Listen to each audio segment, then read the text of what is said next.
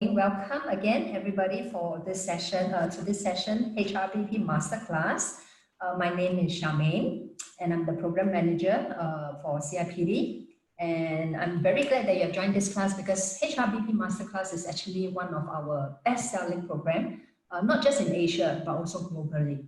So today you're going to get an opportunity to find out more about this program, and I'm glad that you have chosen this as a program that you're considering for your professional development. So next 45 minutes or so, we'll be introducing this program to the group here. Okay, just some little housekeeping reminder before we start. Feel free to unmute yourself. This is meant and intended as an interactive session. We will only unmute everyone. We will only mute everyone if we think that we are receiving a noisy background noise and echo. Okay, otherwise, feel free to interact and use the chat box whenever you would like to add a comment or you have a questions for our speakers. Okay, so let's get going. Okay, we have this slide here. Just an indication, how's everyone feeling today? We have 4 emojis: curious, excited, blah, great. You can feel free to write in the chat box, or you could just use the annotation to indicate how you're feeling today. Come, let's give it a go. Curious. That's nice. Very good. We are curious. A lot of curious people here. Feeling great, Julie. Awesome. Excited. May is excited. That's nice. Okay, very good. At least we have no one feeling blah this morning. Okay, even though it's in the morning. Okay, very nice. So let's move on to the next slide and see where are we all connecting from. Next slide, please. Yeah. So we have different countries here. I apologize if your flag is not in this collage. Then feel free to type in the chat box. I'm from Singapore. Connecting from Singapore. Eve is also connecting from Singapore. Hong Kong, Crystal. Japan. Very nice. Different cultures. Birendra. I miss Hong Kong. Birendra, where are you connecting from? Should I make a guess? Are you dialing in from India or you're based in Singapore?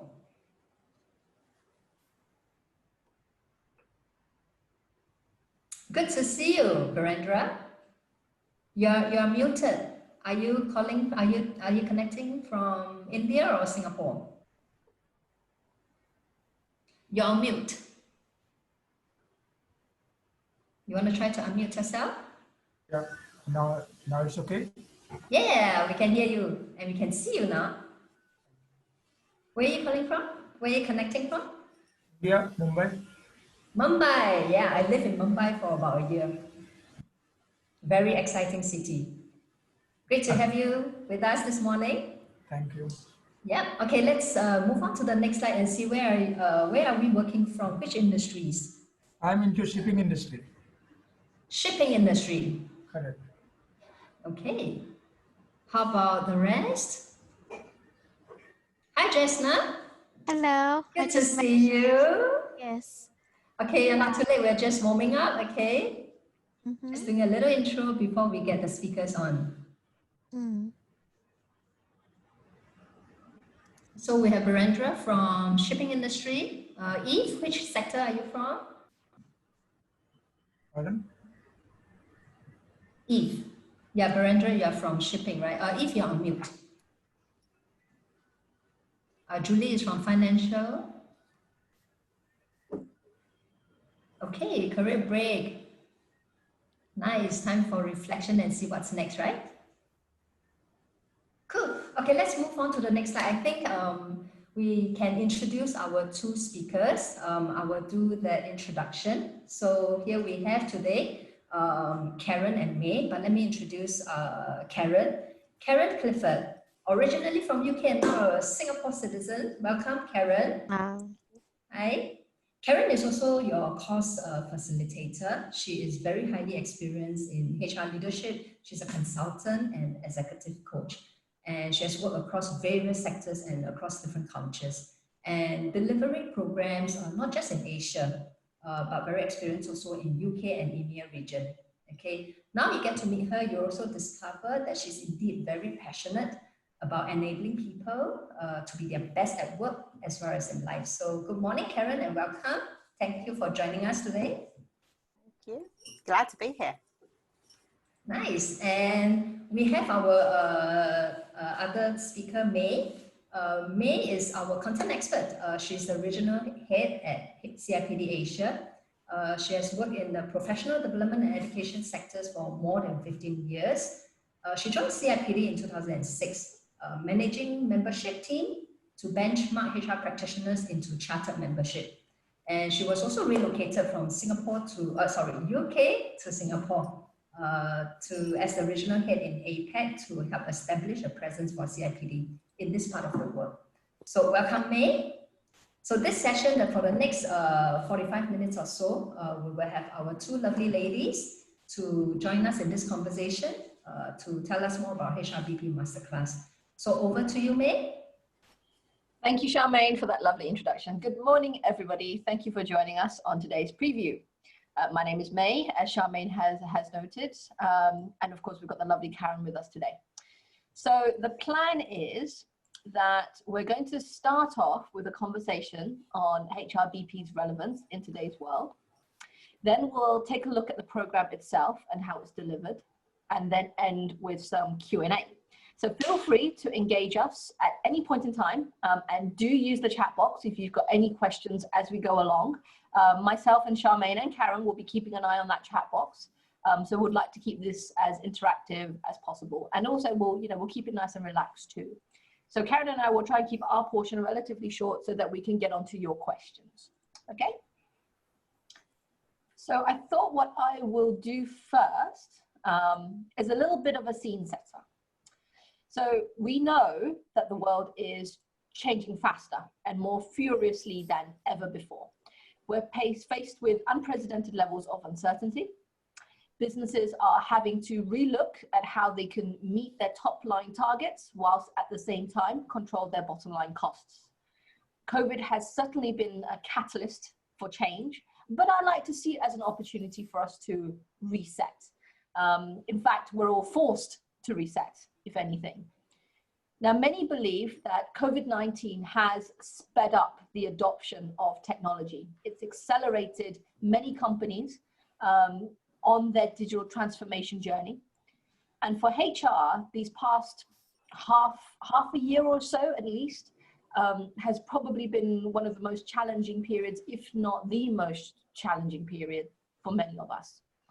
So new ways of working, constantly changing business models, having to relook at our workforce compositions, having to redefine the way we do things in terms of how we engage our employees, how we manage performance, how we drive growth, how we rewrite policies and procedures, just to name a few. But business as usual, I believe, is not plausible anymore, and certainly not the way forward, because I don't think we'll be going back to a pre-COVID sort of era or day.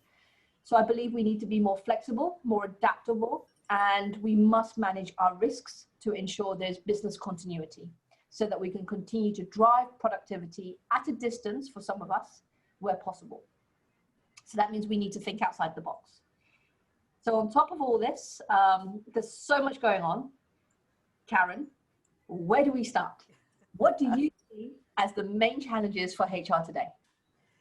I think you're absolutely right. I think many of us have taken on additional roles that we didn't necessarily want or plan for. So as we've learnt to adapt, I think for me, the biggest challenge for us in HR is thinking about how to support businesses in terms of their need to survive.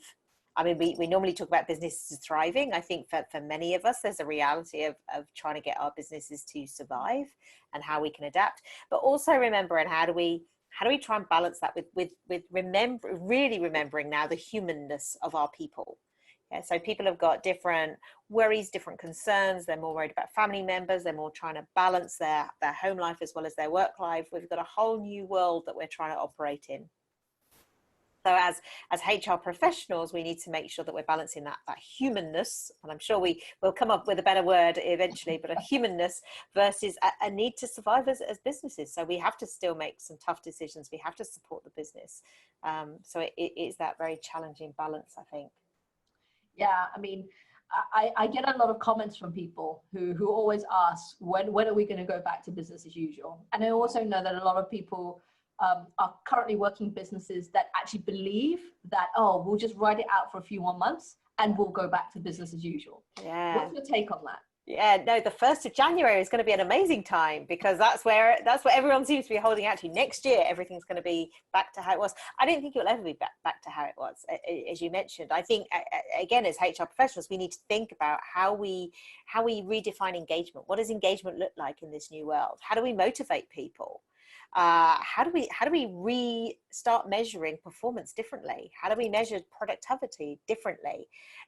In many ways, the COVID-19 has given us an opportunity to think differently about the way we work, and so we've got to be ahead of it, thinking about how do we pull these levers to really make sure that our businesses that we're supporting survive and thrive. Survive and thrive. I love that. So I know that's one of those things on people's top of minds right now is, how do I engage people through a computer? How do I ensure that people are being productive through a computer? Do you have any quick thoughts on that one? Yeah, I mean, I think, like many people, I'm skeptical. I also spent 20 years as a HR business partner, so HR director in the region, and I know we have a tendency to want to see people face to face, we want to eyeball them, we want to make sure they're sitting next to them and making sure they're working. I think if COVID's taught us anything, it's people can be trusted, maybe a little bit more than we wanted them to, and we know that communication is such a valuable skill. And so thinking about how we communicate with people, we might miss bumping into them at the water cooler or in the lift going out for lunch, but we can still pick up the virtual phone, we can still connect face to face. In some ways, we're getting different insights into people. So we're getting an insight into people's worlds. We're being invited to their homes. We're meeting family members that we might not have had that opportunity before. And so having those conversations somehow makes that connection a little bit stronger, I think. Yes, I agree. We have to make a lot more effort now to make that connection, and it becomes more meaningful because of that.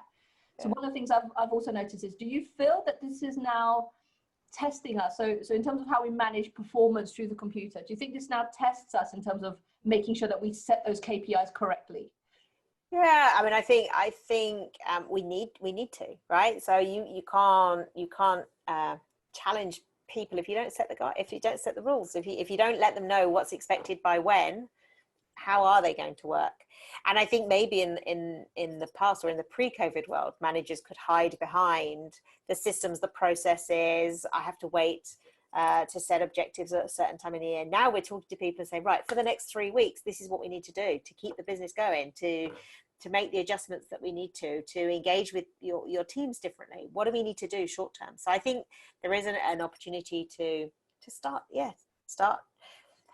It's kind of what I talk about, treating people as adults. And I mean that in the kindest sense. I don't always think that in the past we've treated people as adults.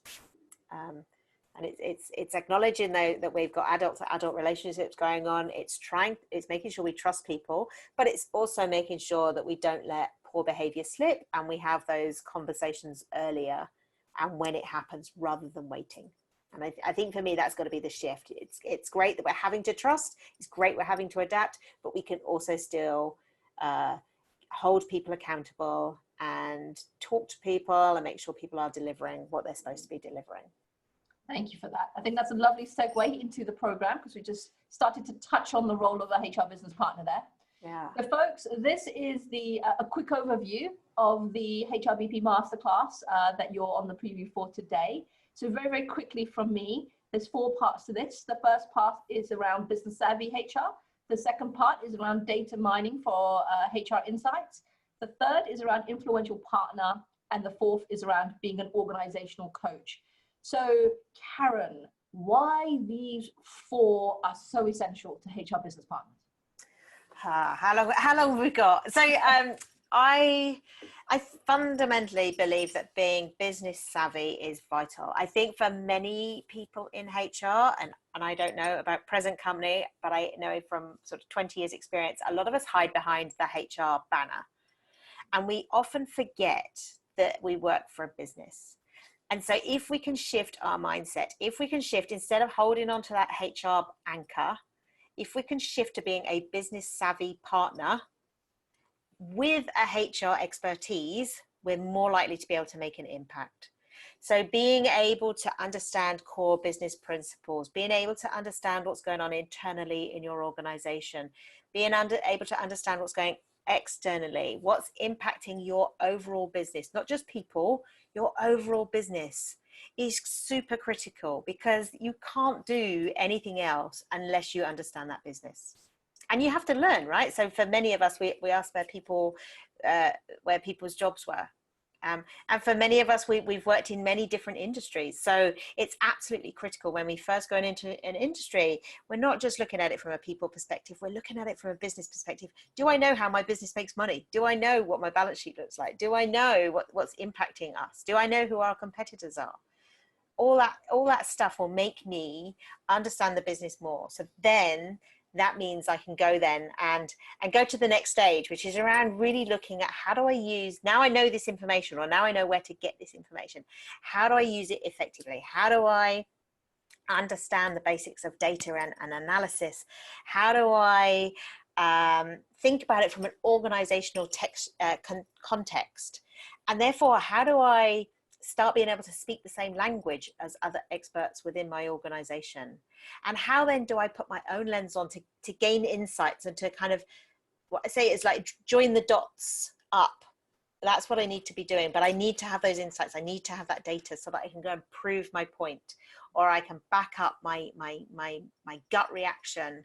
How do I do that from a position of knowledge that really talks to other people in the organization?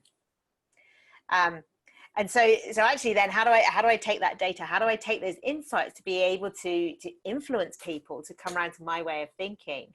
How do I get support for some of these great ideas that I've got? How do I influence my stakeholders? And how do I make sure that my great ideas are heard? And again, I think in HR, we have the most amazing insights, and we have the most amazing ideas. And sometimes we don't always get listened to.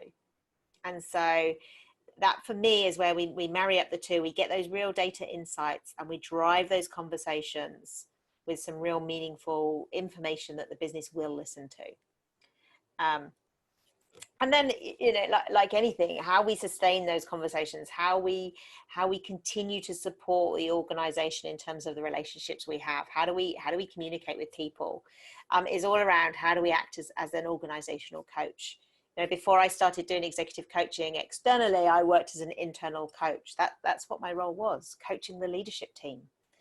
You understand their business better than anybody else from the outside coming in. And by coaching people, you are a trusted and credible partner.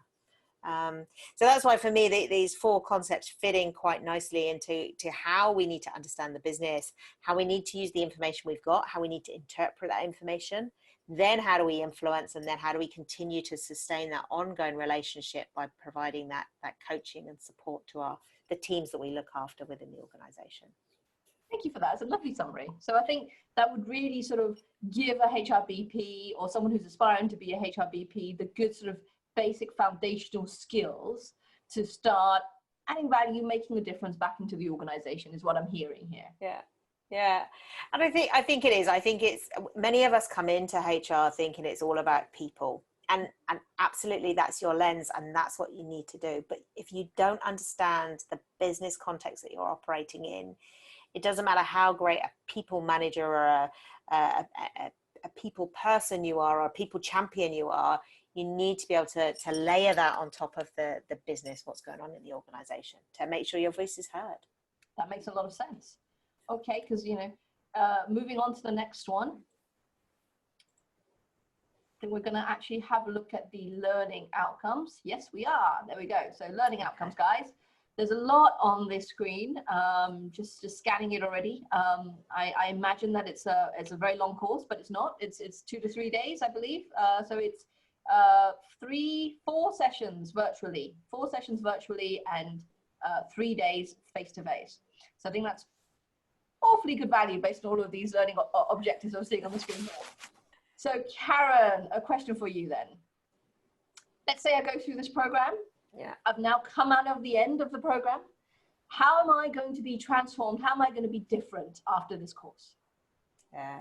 So to me, transformation takes a long time. We're not going to put you in a cocoon like a butterfly, and after 3 days or 4 days, you're going to go, woo! I am completely different. I believe in lifelong learning. So I think that transformation journey does take time. But having said that, I think the tools and techniques that we share with you are really, really practical. And that's what I love about this course. That's what I love about the work that we do with the Cipd, is we use theory to share with you, but what we do then is we turn that into practical steps. So I know that at the end of the program, you can go and have a conversation.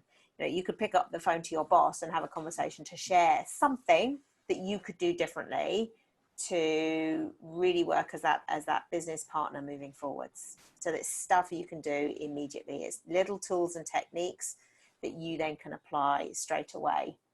And you know, we'll do a little bit on coaching. We'll take you through how to have a meaningful conversation. You can use that at home, let alone in the workplace. And sometimes it's nice to be able to practice in the home environment before you go to the workplace. But that's what I think, that's the thing for me, is we do want you to have a mindset shift. We do want to inspire you to develop and continue to grow and continue to understand about your business more, and to apply what you've learned, apply some of the tools and techniques, but also the fact that yeah, you can walk out and have immediately apply some of the concepts, have a meaningful conversation, and hopefully be able to influence straight away. That'd be great. Ah, lovely. Thank you for that. Okay, so very quickly, we'll move on to the next one, which is the format of the program.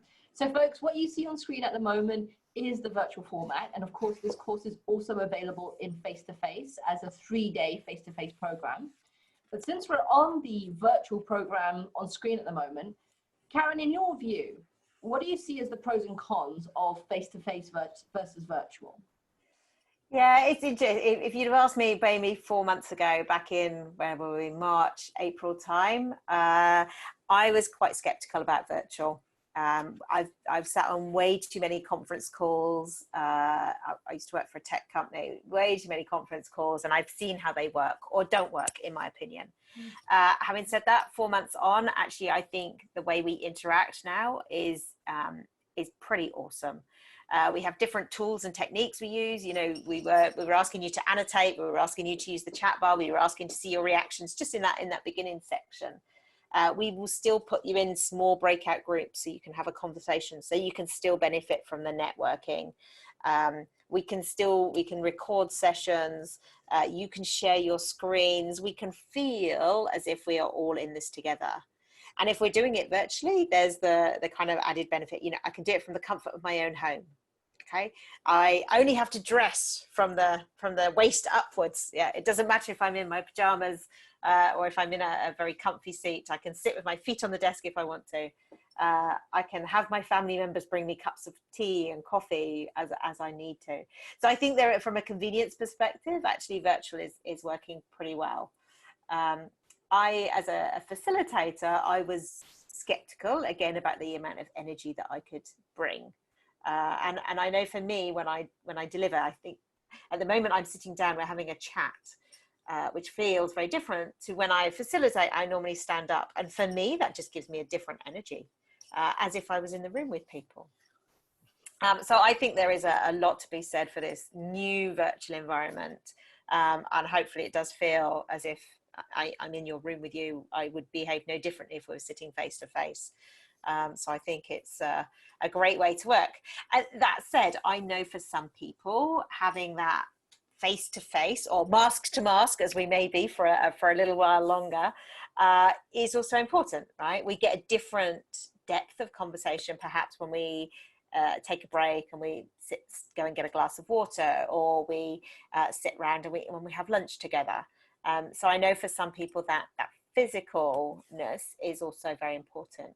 And you know, I acknowledge people learn in different ways. So for some people, being at home is quite challenging because you've got everything else that's going on in the background. So for some people, they need to get into their space. I know my husband is delighted that he can go to his office. He's the only one in his office, but he's delighted to leave the home because for him, it's about going into that different mindset. For me, I like the fact I'm at home. But either way, so I think it's great that we're offering alternatives for people. We can offer virtual and we can do it face to face. It's really about what you need as a learner in that process. Thank you for that, Karen. Right, folks, that's it from me and Karen for now. So we're going to hand back over to Charmaine just to cover the next steps and then open up the Q&A portion of today's session. So Charmaine, back over to you. Thank you. Brilliant. Very brilliant, Karen. Thank you for that. For sharing all the very nice, insightful thoughts. I'm sure you guys can agree, okay, that, you know, hearing Karen, really the programs has become a lot more exciting, isn't it? So this is a program where we will have 2 intakes in the coming month. In October, we have 1 session, which is face-to-face. I know some of you have signed up for that as well. And then we have 1 in November, which is the virtual session. Okay, so the dates are actually on the slides, and the start date for the face-to-face is on 28th of October. For the virtual session is on the 25th of November. Okay, and for early registration, you get to enjoy a discounted course fee that will be at 1890. The standard fee is 2001. If you are a CIPD member, you get an additional 10%. So for the face-to-face class, actually our early registration has already closed last week. But because of this previous session, we are extending it, and we're going to extend that till 7th of October. So if you intend to join the October class, do sign up for the class by 7th of October if you want to enjoy the special rate of 1890. They're all in Singapore dollars. Okay, of course, the face-to-face, it means that you have to be currently residing in Singapore because the program will be run at our Singapore training office. Okay, yeah, and the QR code is there. You can feel free to scan that to do your registration. Okay, so that's that on the registration part. May, shall we open up now for Q&A from the group? Yes, please. This is always anyone, feel free, yeah.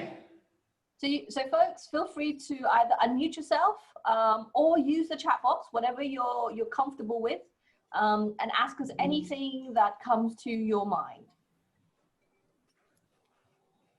Hi, this is Mutsumi. Can I ask you a question about the virtual course, and how many hours we need to be online that course? Like what time it starts, what time it ends?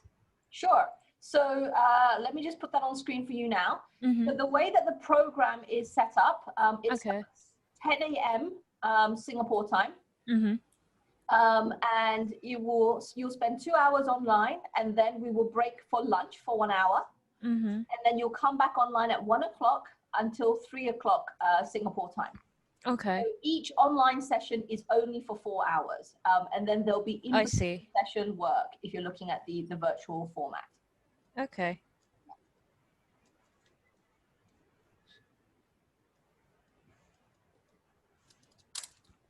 So we've been trialing this format for a while. So the CIPD has actually been doing virtual training since 2014. So for us, it's not a knee-jerk reaction, shall we say, because of COVID. So it's something that we have been doing for many, many years. And from our own research, we found that if you try to keep people online any more than 4 hours, they will lose their concentration. It's impossible for them to, you know, be online for like 7-8 hours like you would in a normal training day. So, the facilitator loses concentration as well. Yes, so we figured, you know, let's make sure that, you know, your learning time is really used as learning time. So we then mix in the different learning methods, which is why it's created in such a way. Okay. Do we have like some assignments to complete the day before another session, or? Yes, that's a great question. Yes, indeed. So the way the program has been set up, about a week before your program start date, you will receive the documents and the materials. And within that, there's going to be some pre-work. So the pre-work is some self-reading. So usually it's reading or watching, shall we say. So in this case, it's going to be either articles or a case study or a video or a podcast to listen to. That would take you maximum 30 minutes, I would say. Then there'll be a little exercise for you to do as well, which again will probably take you about 30 minutes. And in between session activities, again, there'll be about maximum 30 minutes of some reading and some self-reflection for you to sort of look at and reflect on the session that you've just attended. Then there'll be some exercises for you to do to test your learning of the module that you just did, but also some prep work for the next session. So again, it usually takes you about 30 minutes to an hour. Okay, understood. Great. Great questions. Thank you so much. No problem. Any other questions from anyone? Yeah, Evelyn has a question, but I think we are not able to hear her. Feel free to type it. Evelyn, go nearer. Could be your mic. No, we still can't hear you. Would you like to try the chat box, or you want to try to? Can we invite you to type the question, Eve? Now, I do have a question that's just come in, and it's a question for you, Karen. Can you give some examples of the kind of tools that we can learn on the program? Yes. I was gonna be slightly cheeky and say you have to come on the program to hear what the tools are, but no, of course, there are a lot of tools, and I think that is one of the nice things about the program, because with any tool, it's about how you apply it. So we'll throw lots and lots of tools at you, and then you pick the ones that are going to work for you. But just to give you some examples, we do a return on investment tool, ROI on learning. There's tools on how to get insights from data. There's tools on how you communicate some of this back to the business. We'll take you through things like a stakeholder map, a sort of a power versus interest grid, which is around influencing and stakeholder management. Some coaching tools. So I think there are lots of tools in what we offer, and hopefully then there'll be some of them will stick more than others, and some of them will feel more natural than others, and I think that's the nice thing about the program.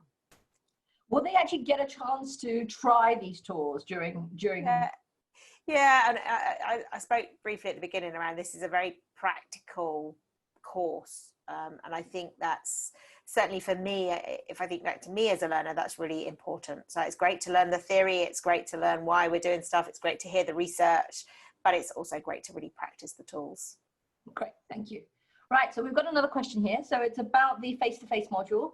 So earlier I shared what's on screen now, which is the delivery format for virtual. So for the face-to-face session, folks, it's 3 consecutive days. And the training will start from about 9:30 Singapore time and ending around 5 p.m. Singapore time. So there'll be a morning and afternoon short breaks with 1 hour break for lunch around midday.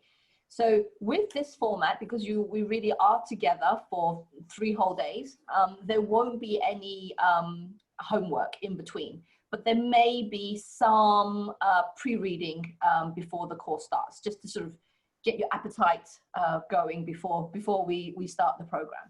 Okay, so if you do have any more questions on the face-to-face format, feel free to ask in the chat box, and we'll be happy to address that. Then the next question we've got is this right? So two I'll take together. So what certification will we receive? So this is a CIPD designed, curated program. So it is CIPD certified. So to that extent, you will receive a CIPD certificate to acknowledge your attendance. Now it is different to CIPD qualifications, because those are your undergraduate, postgraduate level qualifications, which of course this is a masterclass. So you'll receive a certificate that reflects you attending the masterclass. Okay, I hope that helps. Any more questions for us?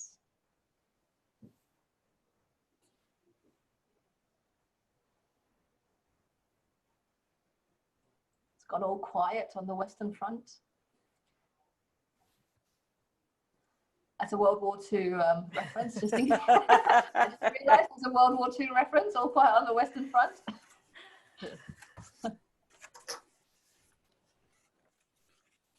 Jess, now maybe I can just ask you a question. I know that you have a preference for face-to-face class, right?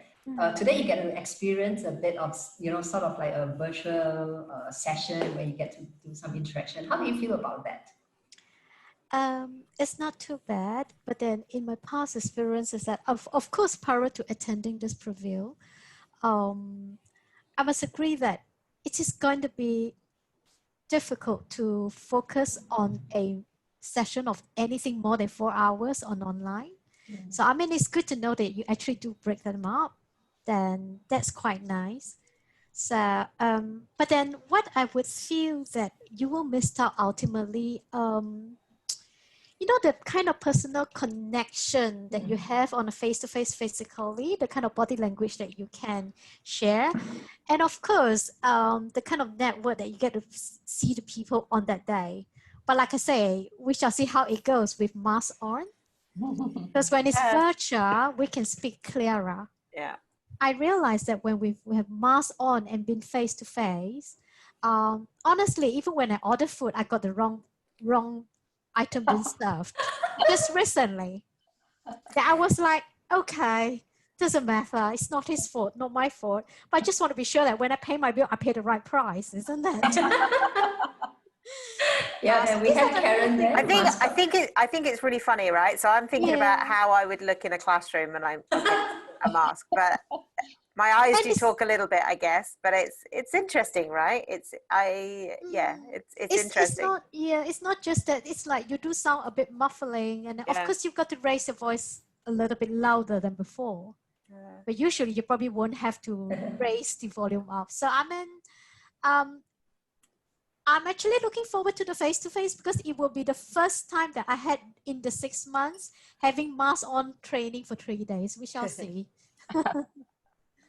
Yeah, I mean, it is definitely different. I think at first, so at the CIPD, as Xiaomei mentioned earlier, a big part of my role is around content.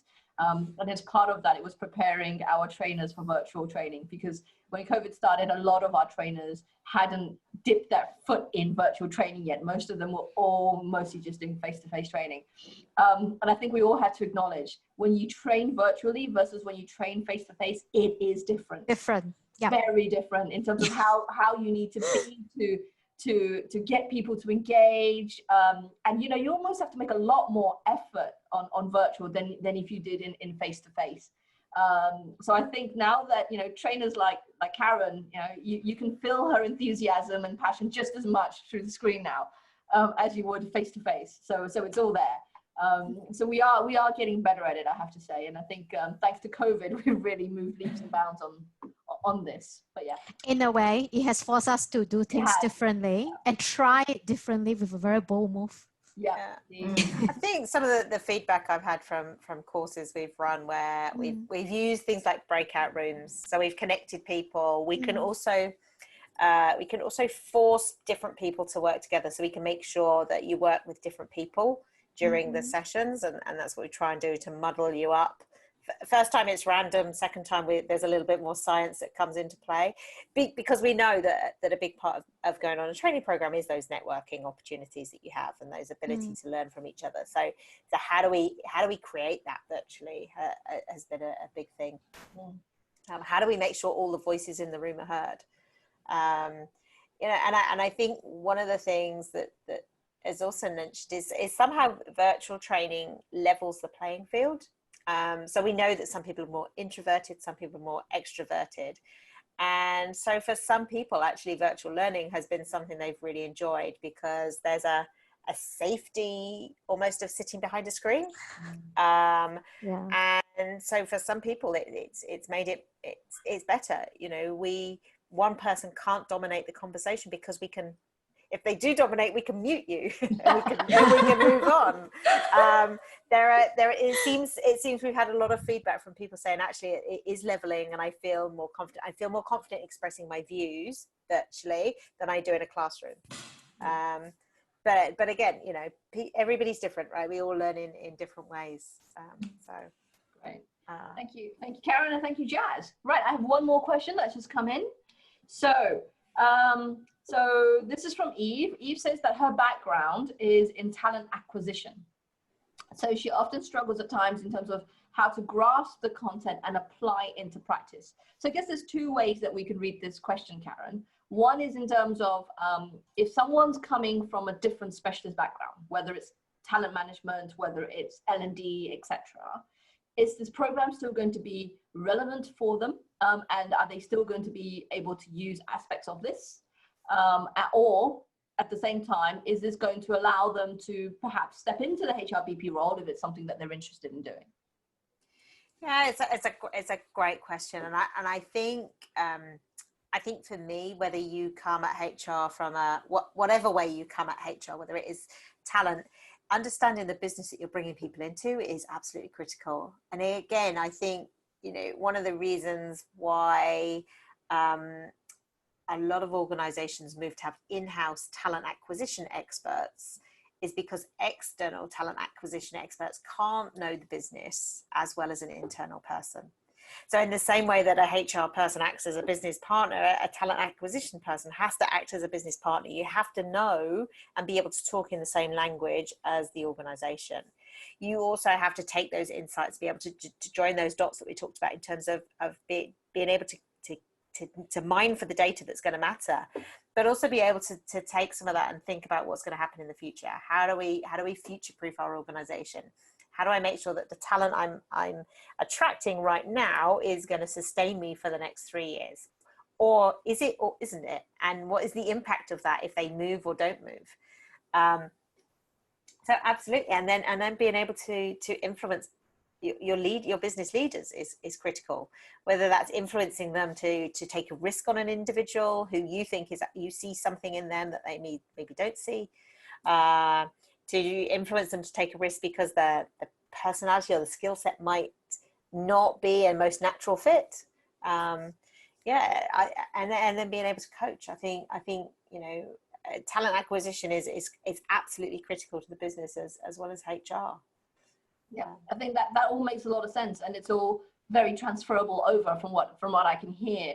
And I think it's quite interesting what you said there, because HRBP is quite generic. But what we're now starting to see is some of the various different specialist areas in HR. So of course, traditionally the biggest specialist area of HR is L&D. Yeah. So that's generally the biggest sort of segue. And we've actually seen L&D now evolve to a point that it's you know, having its own bigger sort of footprint in organizations alongside HR.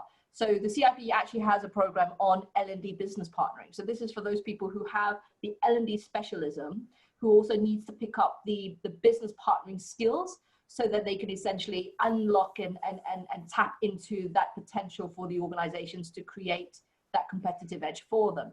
But I can see absolutely, you know, as you're saying, Karen, that maybe one day we'll have talent management business partners. You know, we'll have comp and ben business partners. So HR may evolve to such a day that that specialism has more prominence. Yeah, and I remember having a conversation with somebody before about HR, and I said to them, fundamentally, we are just partners in business. We have a specialist subject, and my specialist subject is HR. For others, it will be comp and ben. For others, it will be talent acquisition. For others, it will be talent management. Whatever your specialism is, that's your secondary. Your primary needs to be understanding that business. And I think sometimes when we're learning, when we study, when we go, you know, to uni or we study further education, often we're taught it the other way around. We're taught, I need to have that superpower. That's my superpower. But actually, our superpower is the extra bit to our baseline of understanding an organization. I like that. Lovely way. Lovely sentiment there. Any more questions from anyone at this point? I'll just give that 5 more seconds. just to see if there's any questions that come in. Okay, while we wait for the 5 seconds, perhaps if you are looking for the link to register for the course, here it is. I've just put that in the chat box, or you can alternatively scan the QR code. Or if you have more questions, okay, you can write us here. So on that last note, so you've got our contact details in the chat box there. You've also got the price and the QR code to register on the program. So I think we'll end it here for today, but I love that last sentiment that Karen gave us. If your superpower is HR, and you want to top up that superpower to make sure that you're partnering the business well, then this is actually the program for you, so that you understand the business context, the HR context, and able to apply that back into your organization. Be able to support your projects, your arguments, your opinions with an evidence-based approach, and arm you with the ability to influence your stakeholders and then be able to sustain those relationships by building that trusted, credible coaching partner to those business units. So if that's what you're interested in, then this is actually the right program for you.